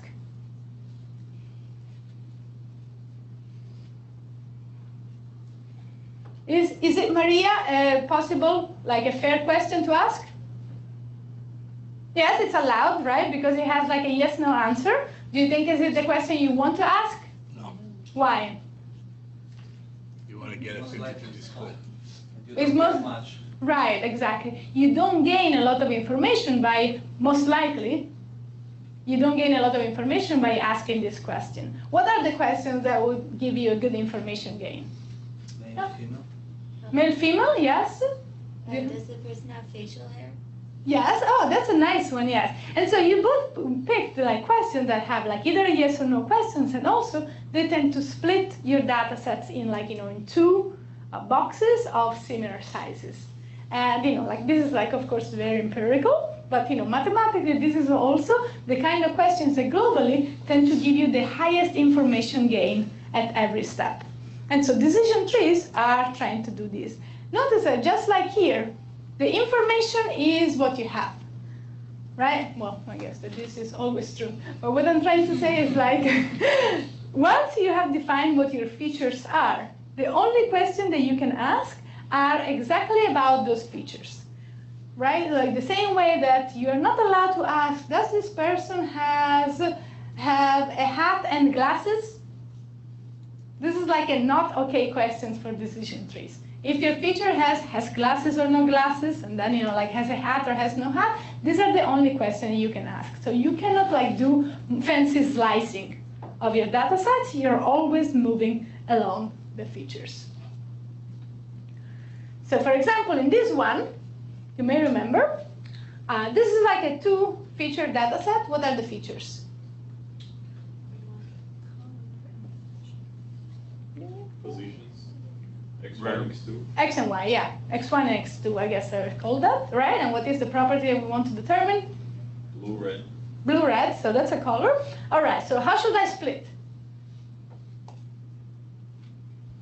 According to the values of X1 and X2. Right, so here, where would you split? What's the first split you would do?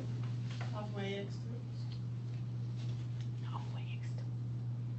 Here you go. I remember the last time that we saw this, like I had the vertical one in my original example, and I spent a lot of time trying, why did you do that? But then I agree with this, because I feel like every single person I've asked this question to has said this. Okay, so you see that this is like a pretty good split already, right? Because, like all of the objects here are now, if we were to call every object in this lower box red, that would probably be quite reasonable. Right? Yes, you have a few misclassifications, but it's not bad, correct? And it's a large box. So we have obtained a reasonable purity, which is actually like mathematically how we evaluate these trees, for a large fraction, about half of our entire set. Okay, what do you think? Are we done? Yeah.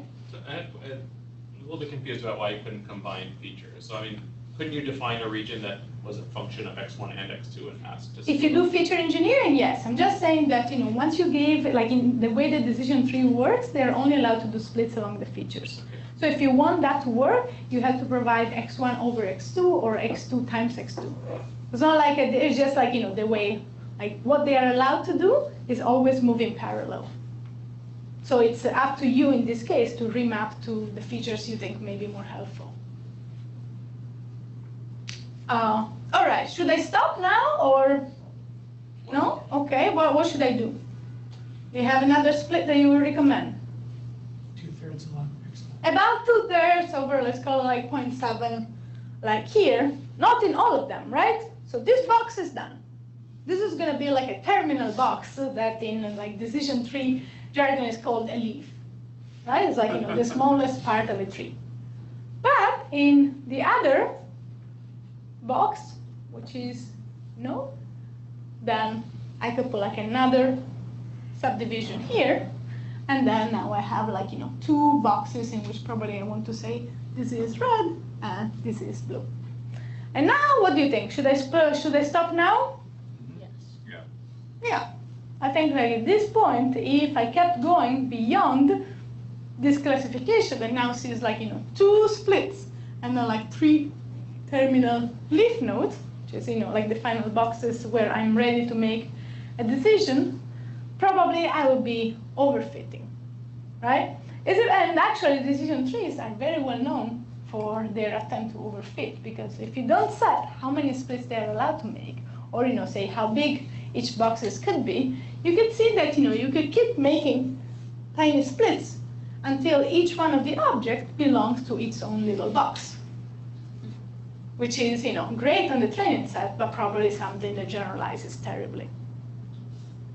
So the parameters of the model here are 0.5 and 0.7. The parameters, so actually the parameters of the model here, we have not put any parameters. Like what we call parameters in this case, for example, like for decision tree typically are how many splits are you allowed to make? How many objects do you require to be in a leaf node so that they are not too tiny? Actually, another parameter is how do you define the purity of this box for the purpose of like evaluating how good each split is. These, I guess, I don't know exactly what they're called. They're I don't know if they have like an actual name, like the points where you split. And so this is the pseudocode for decision trees, which is okay. First you have, you take your learning sample, in the beginning is everything, and then you want to calculate its purity or impurity size, right? So the goal here is to end up with leaf nodes that are reasonably pure without making too many of them. And so, you could ensure that happens in many ways. You could decide that you're not going to be allowed to make a certain amount, more than a certain amount of splits, or you could decide that, you only want to make a split if it gives you a gain of purity, which is, like above a certain threshold. But in general, first you look at your data set, and then I said, okay, what is its purity? And then the way that this works, typically, like the simplest concept of impurity, the one that's often used by scikit-learn, is the so-called Gini impurity, which means it's related to how all the classes are populated. And so let's say that you have like I types of objects. And so the frequency of these objects, Fi, will be the number of objects in the I class divided by the total number of objects in that box. And then the Gini impurity is defined as 1 minus the sum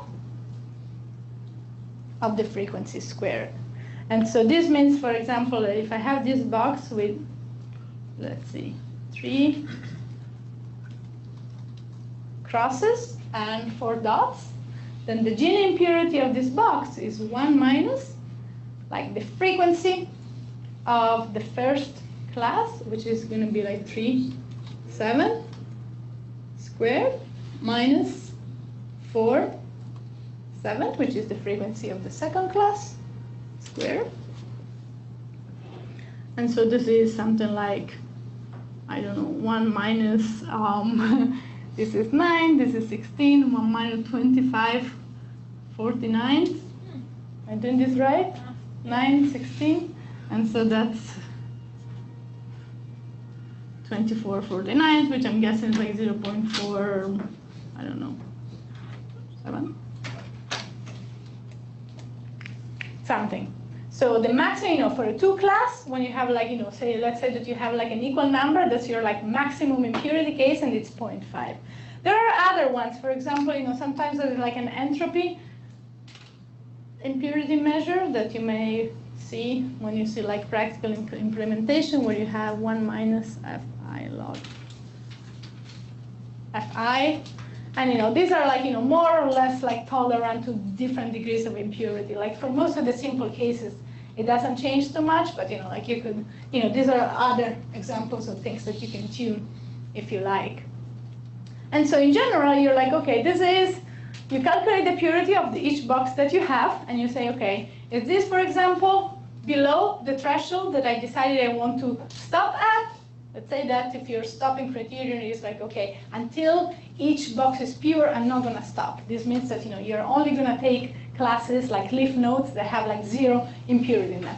Then you will continue, and you will look at all the possible splits that you can make, and so along the features that you have. So in this simple 2-dimensional case, you will look at all the vertical ones, all the horizontal ones, and you will look at the one that gives you the highest decrease of impurity.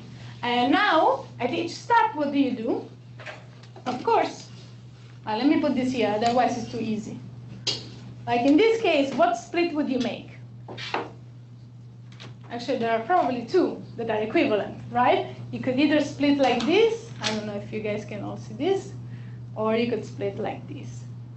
In both cases, what you end up with is a sample. So let me pick one, let me pick this one.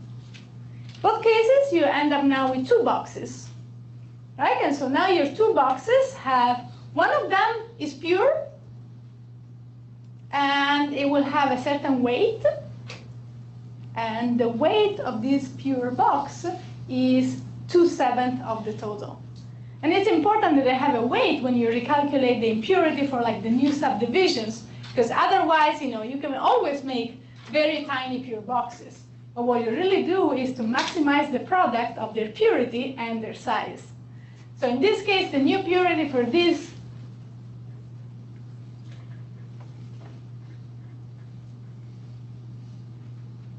division will be like 2/7, which is 0 times 2/7, be like the impurity of this box times overall weight, plus, now we have to calculate the impurity of this box, which is 1 minus 1/5 squared minus 4/5 squared. And then that's times 5/7, and so this is 0 plus, and this becomes 1 minus 8/25 times 5/7. I hope I'm doing this right. Is there a 9/25 maybe? Because you're the 1? Sorry, 1, so this is 25th, Yeah, so this then- is 7/16, Oh, 17, right. and then 25 minus 17, 8. Oh, I see. And then this is 1. I don't know what 8/35 is, but you can see that, like it's all, a number which is between 1/4 and 1/5, I think. And so it's going to be like 0.22 or 0.23. And so we have improved in going from this configuration, where we have like, a whole box whose impurity was about 0.47, to something where, let me call this 0.22, and hopefully that works. And so in this case, your decrease of impurity is a number that is around 0.25. And so in general, like the way the decision tree works is that you look at all the possible splits, you calculate the decrease of impurity for every possible configuration, you choose the one that gives you the highest decrease of impurity, however you have chosen to measure it. And then you look again at your new configuration, and so at that point, should I split, yes or no? And this really becomes on how you're setting up your algorithm. You could decide that an impurity of 0.22 is something that you can live with. Like you may have decided that, like for that particular box, or like for like the problem that you're treating, you'd rather not risk overfitting by going further, or you could decide to make another split that possibly would bring you here. And so this will, of course, further decrease the impurity, but at the price of having a more complicated tree. Make sense? Yes? Okay. No, actually, questions?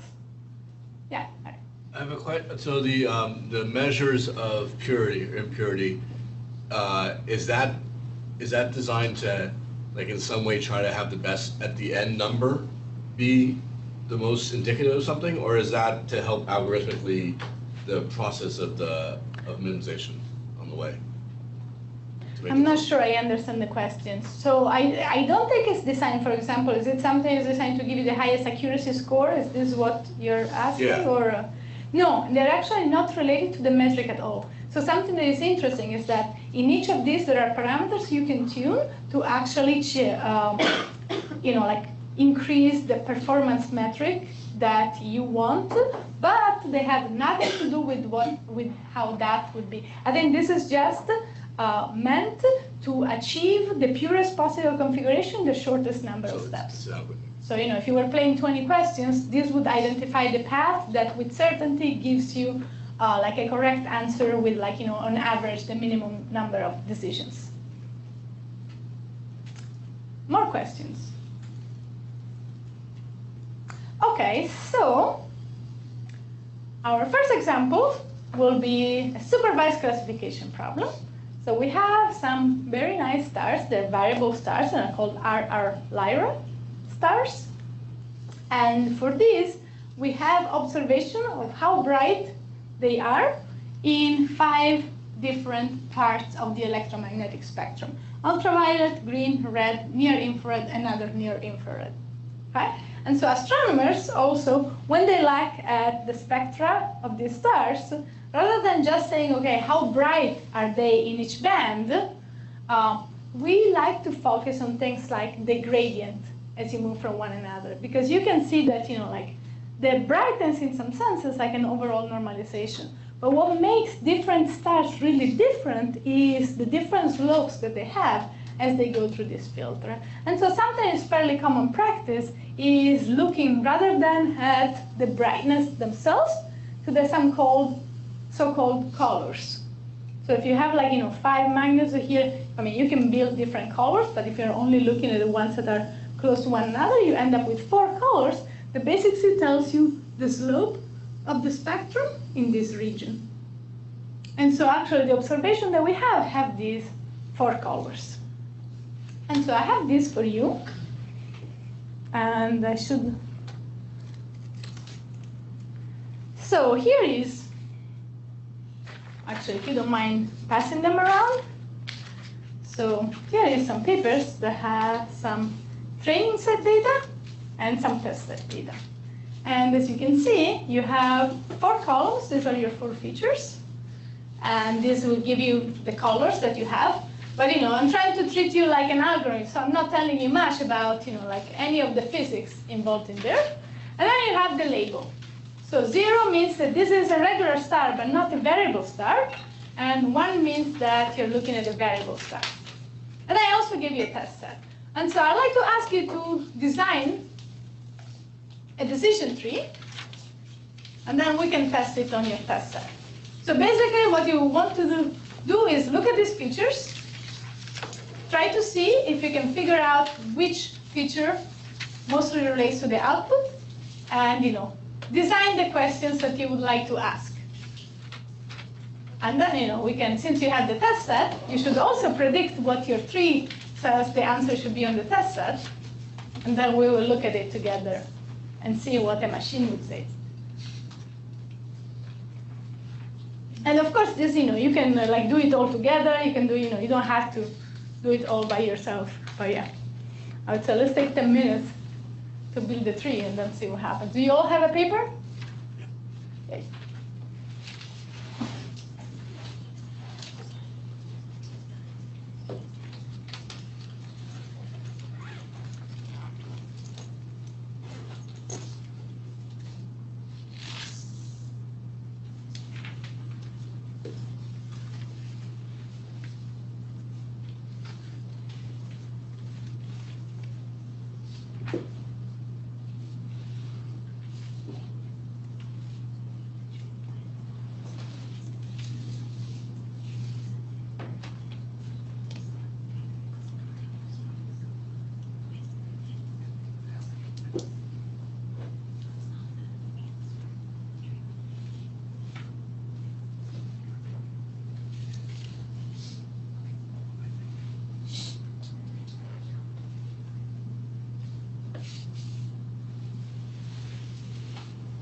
I guess if you're on Zoom, this is the train and test set that are uploaded to the GitHub.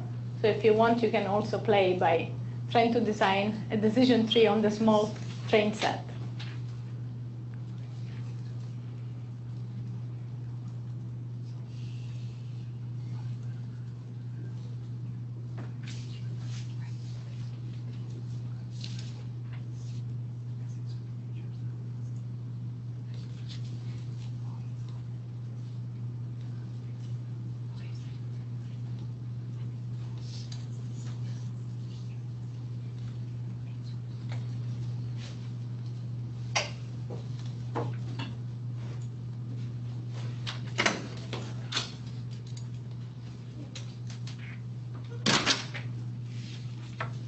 My advice is first try to see if some feature obviously correlates, and that's probably what you want to do. May I have your attention, please? May I have your attention, please? This concludes the test of the fire alarm system. I repeat, this concludes the test of the fire alarm system. Thank you. Yay! So now the next time we know that it's for real. So.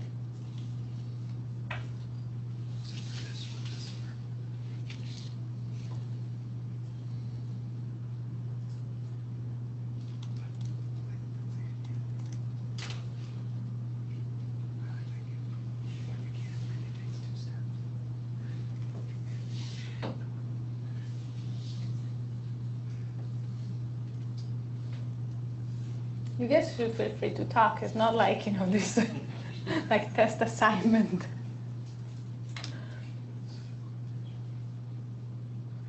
Right, I'll give you a couple more minutes.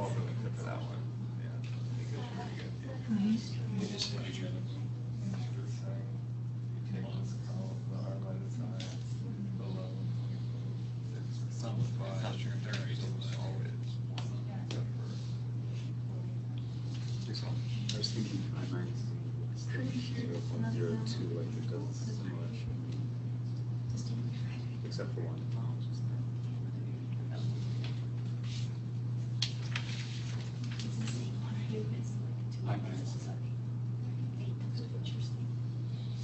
Yeah, in the beginning.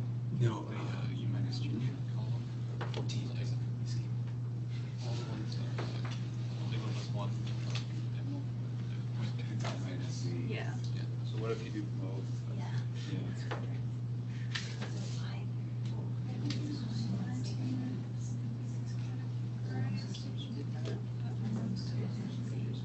Like this one. Yeah. This is also something we just categorized. I get, yeah, 14. So probably just an outlier. Yeah. I get a 0, so. You get a 0. Yeah. Or rather, sorry, I should say, the misclassification is the 14 should be 1, but it's gonna do it. I'm not quite sure how.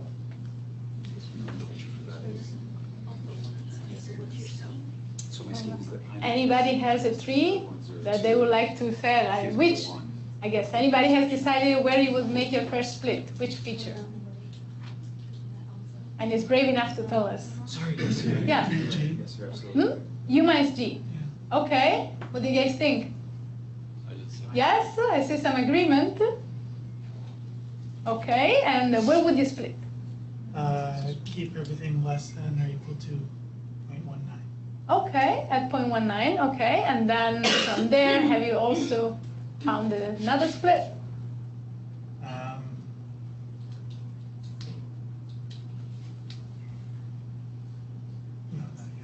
Sounds like the right track though. And how about you guys? Do you have any predictions on the test set that you're ready to verify? Yes? No? Maybe? Yeah? Okay, let's see. All right. So what I'm doing here is like in this notebook, and you know, we'll just go through like a few cells now just because of the time that we have, but you know, we'll keep it for next time. And so this is just imports. And were you able to find this on GitHub? Okay, so you know, you don't need to code, but I feel like sometimes if you want to, you're welcome to. And so these, I'm really like not typing anything. These are basically the same things that you have in your hands, just like in CSV form. Okay, so I'm reading them in a data frame. And then let's take a look. So this shows just like the first few lines of my training set. Is it the same as what you have on your paper? Yes? Okay, very good. So shall we look at the test set? Let me do test dot drop and then label and then axis equal 1. It's good, I don't want to show you yet. Okay, this is the test set. Any prediction for, say, the first 3? Yeah. 1? 2 is a 1 and then the rest. So you say 0, 0, 1? Yeah. 0, 0, 0, 0. Yes, okay, I see agreement. Are you ready? Okay. Oh my God, so much emotion. I don't know if I can do this. Yay, you did it! Very nice, very nice. So good job. So you actually had, you built a decision tree that works perfectly on the test set, which is remarkable. Now let's see. Yes, it's great. Let's see what the machine says. And so here, these lines, these I'm just sort of, you know, like in order to be able to feed them to scikit-learn, and you know, like do the model fitting and then the prediction procedure, he always says, is this large enough for you guys to see in the back? Yeah, okay. So you always have to divide or split in X train, Y train, X test, and Y test. So I'm just like reading columns from this. And then we are ready to build our first model. And remember I said, okay, it's super easy to do, and that's why you want to know what you're doing. And so all it takes is says, okay, model equal, oops, decision tree classifier. Now, mind you, we had imported this here, by doing from sklearn.tree import decision tree classifier. So basically, this is all that it takes, to create your model. Well, first you have to say what your model is. Now, if you just put this parenthesis with nothing inside, it just means that you're taking your model at face values with default parameters. The only things that I'm going to do is to fix the random state. And this is just so,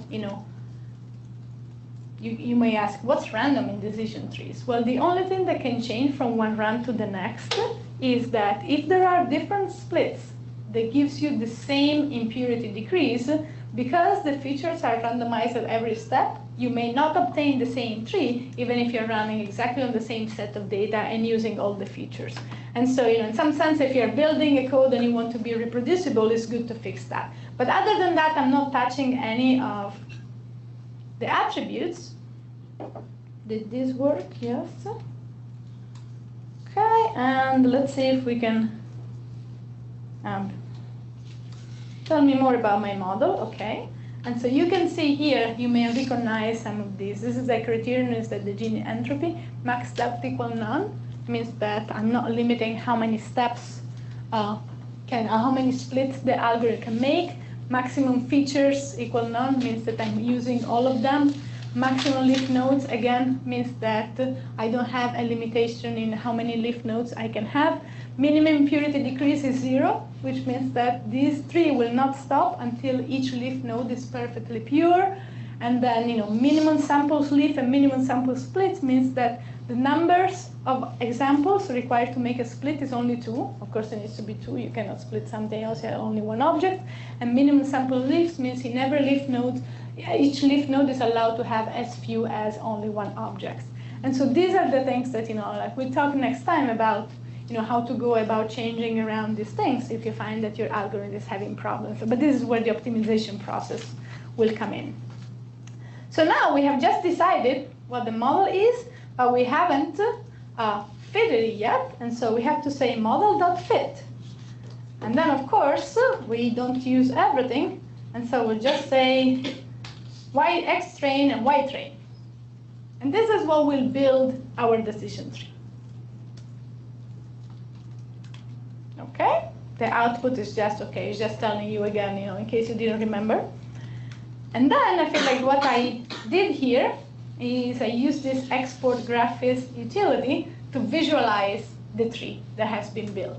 And it's fun just to be able to say, okay, show me what you have picked. So let me make this a tiny bit smaller so we saw all of it. Okay, so you can see it's a fairly small tree. And to go back to your point, I think that the machine is like quite in close agreement with you.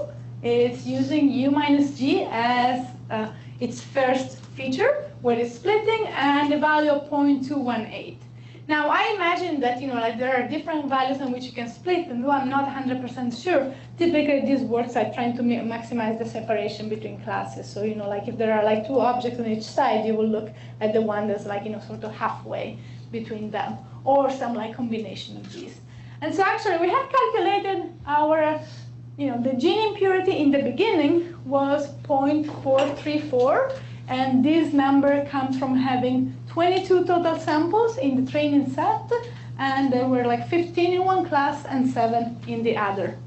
Now this is just, you had like 15 non-variable labels, 15 zeros and 7 ones. It turns out that if you calculate the impurity of that, you get this number.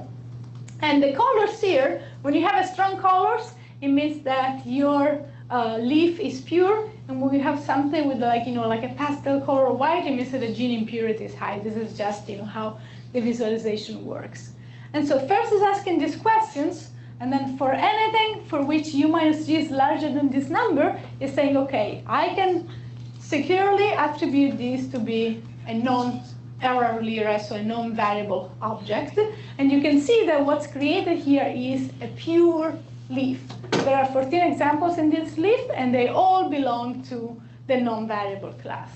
And then here, the second question is actually also a question on the same features.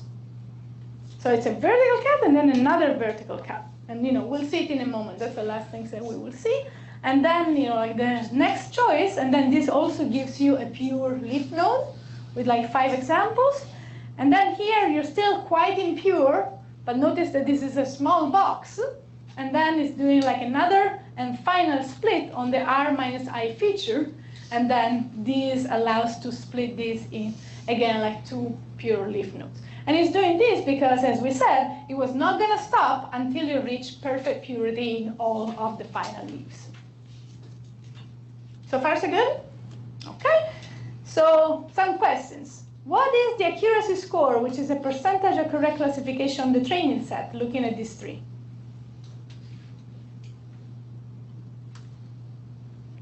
How many of these objects are being correctly classified in the training set by the 3?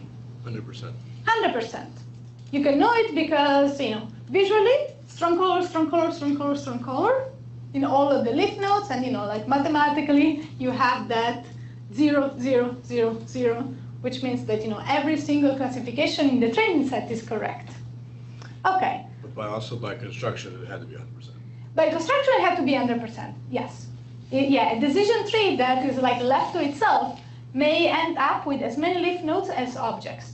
And so this means that, by construction, you would typically have 100% accuracy on the training set.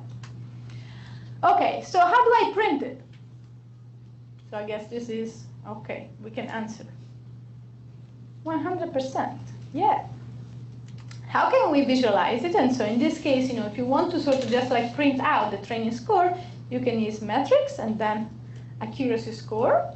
And then here you have 2 vectors. The vector with the truth always goes first. Accuracy is symmetric in truth and predictions, but not all of the metric scores are. And so here what we will have, this was called Y test. And then this will be model, Y train. And then model predict. And then this is how I can actually write out the prediction of my model on the training set. So let's see if this works. Yeah, it's in fractional form, so it's giving me like 1, which is what I was expecting. And then, how can we figure out the accuracy on the test set? Yeah. Is there any reason the X is capitalized and the Y? No, they can be anything. No reason at all. But it is case sensitive though, so like you just have to keep. So here, how can I print out the accuracy on the test set instead?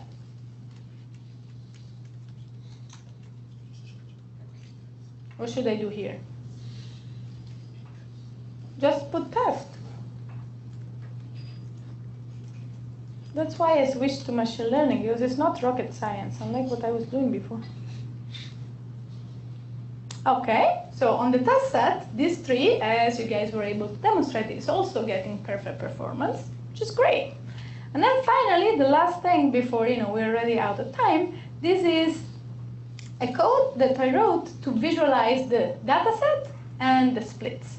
And so here we just need to fill where the code is splitting. So in my first split was at, let's see, 0.218, I think. And yeah, I'm plotting U minus G. So I'm going to write this here. The second split was at 0.147, still for X. So I'm drawing a vertical line there. And then the last split was on R minus I, which is my Y coordinate, at 0.035. What did I do? Too many indexes.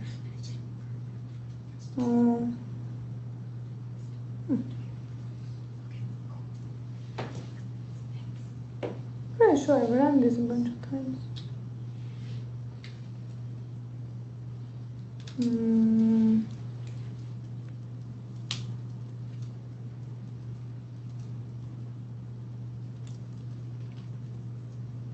Okay, so, oh, I see.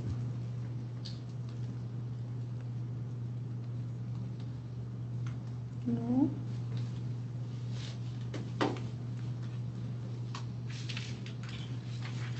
To submit test, he plots. Is it in my test data possible? Yeah. I think it's somewhere here. I'm not sure what happened. So yeah, forgive me, I'm not visualizing the test data in here. Maybe it's why my y-test a vector. Y-test. It's having a problem with the colon, comma,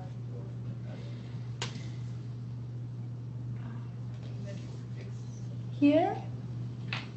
C equal to y test. Right, I thought that, let me see if it will work with this. I thought that it was like, since it was a data frame, I actually, okay, thank you so much. All right, and so you can see here that this is the first split, this is the second split, and this is the third split.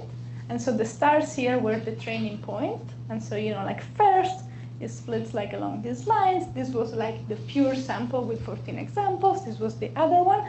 And then here it did make another like vertical line that allowed it to have like another like, you know, pure leaf node here.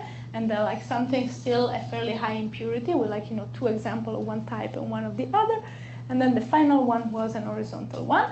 And then once you add the examples from the test set, which are like the little circles here, then you can see that they were all in like safe areas. And so like that 100% performance carried on to the test set. So I think, yeah, it's time to stop. And then, you know, next time we will actually look at the actual set of data that this was heavily engineered from to see what happens when you're dealing with, you know, like real data and real distributions. So thank you again. Do you have any other questions, comments? Thank you.